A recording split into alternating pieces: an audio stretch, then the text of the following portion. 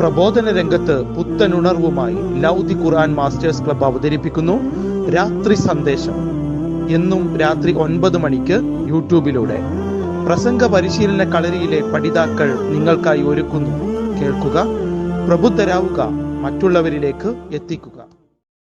ബിസ്മില്ലാ, അൽഹംദുലില്ലാ, വസ്സലാത്തു വസ്സലാമു അലാ റസൂലില്ലാ വഅലാ ആലിഹി വസ്വഹബിഹി അജ്മഈൻ. അമ്മാ ബഅദ്.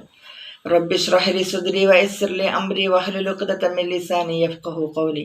എൻ്റെ ശബ്ദം ശ്രവിക്കുന്ന മാന്യ ശ്രോതാക്കളെ, അസ്സലാമു അലൈക്കും വറഹ്മത്തുള്ളാഹി വബറകാതുഹു. സർവശക്തനായ റബ്ബിൻ്റെ കരുണാകടാക്ഷം നമ്മിലേവരിലും സദാ വർഷിക്കുമാറാവട്ടെ. പര്യവസാനം നന്നാവണമെന്ന വിഷയത്തെക്കുറിച്ചാണ് അല്പം ചില കാര്യങ്ങൾ പറയാൻ ഉദ്ദേശിക്കുന്നത്, ഇൻഷാ അല്ലാഹ്. നമ്മുടെ എല്ലാം ജീവിതത്തെ പരിഗണിക്കുമ്പോൾ ജീവിതത്തിൻ്റെ അന്ത്യം വിശ്വാസത്തിലും സൽക്കർമ്മത്തിലുമാണോ എന്നതിൻ്റെ അടിസ്ഥാനത്തിലാണ് ആ ജീവിതത്തിന് വിജയവും മോക്ഷവും ലഭിക്കുക. നമുക്കിടയിൽ ചില ആളുകളുണ്ട്, ആദ്യം വിശ്വസിക്കുകയും പിന്നീട് അവരുടെ പ്രയാസങ്ങളും പ്രതിസന്ധികളും കാരണം അവർ വിശ്വാസത്തിൽ നിന്ന് വ്യതിചലിക്കുകയും അന്ധവിശ്വാസവും അനാചാരങ്ങളും കൈമുതലാക്കുകയും ചെയ്യുന്നു. ഇങ്ങനെ മരിക്കുന്ന ആളുകൾ അള്ളാഹു ഇഷ്ടപ്പെടുകയില്ല. എന്നാൽ ചില ആളുകളുണ്ട്, അവർ അവിശ്വാസത്തിലായിരിക്കും, പിന്നീട് അവർ വിശ്വാസം സ്വീകരിക്കുകയും സൽക്കർമ്മങ്ങൾ ചെയ്തു മരണമടയുകയും ചെയ്യുന്നു. ഇത്തരക്കാർക്ക് അള്ളാഹുവിന്റെ മുൻ കഴിഞ്ഞ പാപങ്ങളെല്ലാം സൽക്കർമ്മങ്ങളായി രേഖപ്പെടുത്തുന്നു. ഒരിക്കൽ നബി സല്ലല്ലാഹു അലൈഹി വസല്ലമയുടെ അടുക്കൽ വിശ്വസിക്കുന്നതിന് വേണ്ടി ഒരു വ്യക്തി കടന്നു വരികയാണ്. യുദ്ധവേളയിലായിരുന്നു അത്. മുഖം മൂടി ധരിച്ച് പടച്ചട്ട അണിഞ്ഞുകൊണ്ടായിരുന്നു ആ വ്യക്തി വന്നത്. പ്രവാചകരോട് ചോദിക്കുകയാണ്, അല്ലയോ പ്രവാചകരെ, ഞാൻ ആദ്യം വിശ്വാസിയാവുകയാണോ വേണ്ടത്, അതല്ല യുദ്ധത്തിൽ പ്രവേശിക്കുകയാണോ വേണ്ടത്?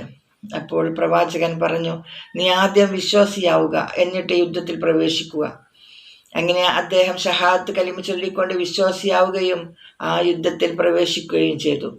അങ്ങനെ ആ യുദ്ധത്തിൽ ആ വ്യക്തി ഷഹീദായി. ഇതറിഞ്ഞ പ്രവാചകൻ പറയുകയാണ്, അമില ഖലീലൻ വ അജ്റൻ കസീറ. അല്പം മാത്രം ജോലി ചെയ്തു, ധാരാളം സമ്പാദിച്ചു. അയാളുടെ ജീവിതത്തെ നോക്കുമ്പോൾ അയാൾ 99% അവിശ്വാസത്തിലായിരുന്നു. ആകെ ഒരു 1% മാത്രമാണ് അയാൾ ഇസ്ലാം മതം സ്വീകരിച്ചിട്ട്. അന്ത്യം നന്നായത് കാരണം അയാൾ സ്വർഗത്തിൽ പ്രവേശിച്ചു. അതുപോലെ തന്നെ തൗബ തേടിപ്പോയ 100 പേരെ കൊന്ന ഒരു മനുഷ്യനെ കുറിച്ച് നാം കേട്ടിട്ടില്ലേ? അയാൾ നല്ല ജീവിതത്തിന് വേണ്ടി പിന്നീടുള്ള കാലം മാറ്റിവെച്ചപ്പോൾ അയാളുടെ യാത്രാമധ്യേ മരണമടയുകയാണ്. അങ്ങനെ ആ വ്യക്തിയും സ്വർഗത്തിൽ പോവുകയാണ്. അപ്പോൾ ഏത് സമയവും മരണം നമ്മെ പിടികൂടും എന്ന ബോധ്യത്തോടു കൂടി നാം ജീവിക്കുമ്പോൾ മാത്രമേ, അങ്ങനെ സൽക്കർമ്മങ്ങളും അനുഷ്ഠിക്കുമ്പോൾ മാത്രമേ നമുക്ക് നമ്മുടെ ജീവിതത്തിൻ്റെ പര്യവസാനം നന്നാക്കുവാൻ സാധിക്കുകയുള്ളൂ. ഏകദൈവമായ അള്ളാഹുവിനെ മാത്രം ആരാധിക്കുകയും അവനോട് മാത്രം പ്രാർത്ഥിക്കുകയും ചെയ്ത ഒരു നല്ലൊരു ജീവിതം തൗഹീദ് അടിസ്ഥാനത്തിൽ ജീവിക്കുമ്പോഴാണ് നമുക്ക് ആ സ്വർഗം നേടാൻ സാധിക്കുക. യാ അയ്യത്തുഹൻ നഫ്സുൽ മുത്മഇന്ന ഇർജിഇ ഇലാ റബ്ബികി റാദിയതൻ മർദിയ. അള്ളാഹുവിനെ തൃപ്തിപ്പെട്ടുകൊണ്ടും അള്ളാഹു നമ്മെ തൃപ്തിപ്പെട്ടുകൊണ്ടുമുള്ള ഒരു മരണം നമുക്കേവർക്കും ലഭിക്കുമാറാവട്ടെ എന്ന് പ്രാർത്ഥിച്ചുകൊണ്ട് വാഖിറു ദഅ്വാനാ അനിൽ ഹംദുലില്ലാഹി റബ്ബിൽ ആലമീൻ. അസ്സലാമു അലൈക്കും വറഹ്മത്തുള്ളാഹി വബറകാതുഹു.